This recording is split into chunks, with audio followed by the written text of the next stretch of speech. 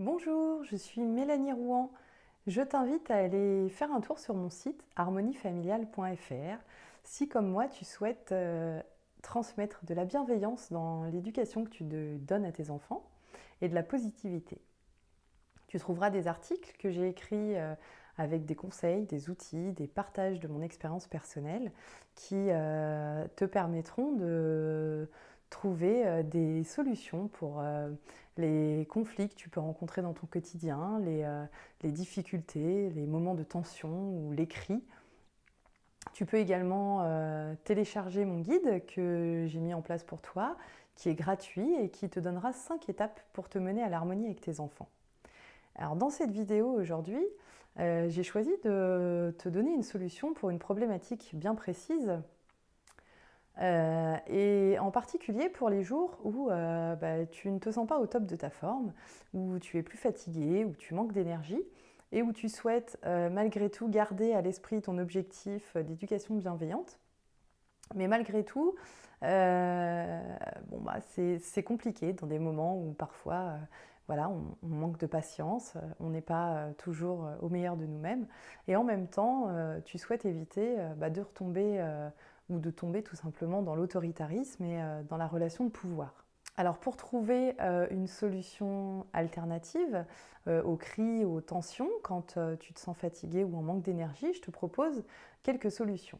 Alors la problématique que j'ai choisi de traiter dans cette vidéo aujourd'hui, c'est, je vais le mettre entre guillemets, la mauvaise humeur de l'enfant.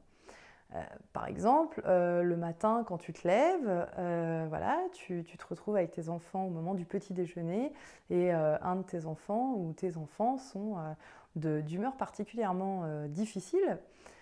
Tu entends déjà des cris, tu vois des bagarres, tu entends des mots un peu durs entre eux. Ça peut être aussi au moment du retour d'école ou à la fin de la journée. Et parfois, ça peut être difficile à gérer. Alors si tu n'as pas la patience ou l'énergie de gérer ça en mettant des choses en place pour obtenir la coopération, la compréhension de tes enfants, voici ce que je te propose.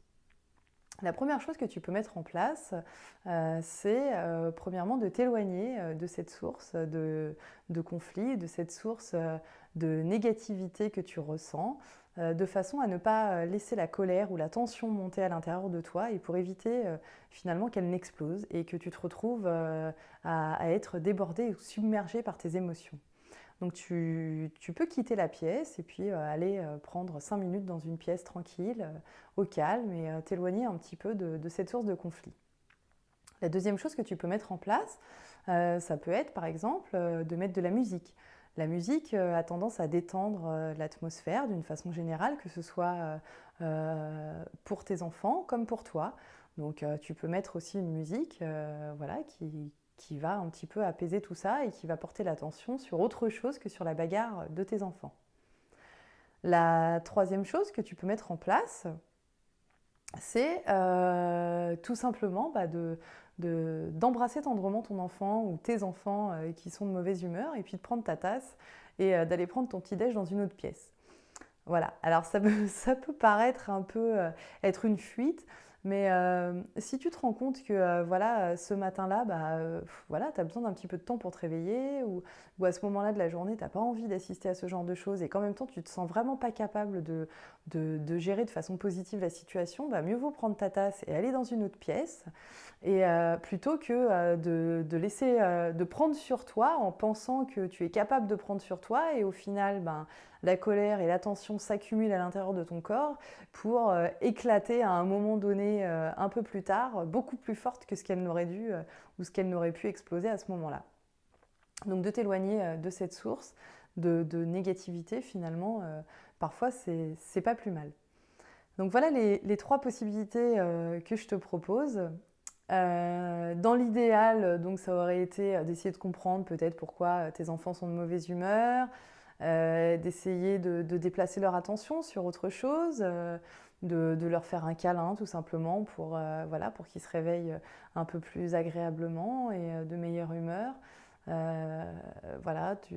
peux mettre des choses en place pour aller vers la bienveillance, mais parfois, Quand tu te sens pas capable de mettre tout ça en place, et ben voilà, tu sauras que tu as ces 3 possibilités-là.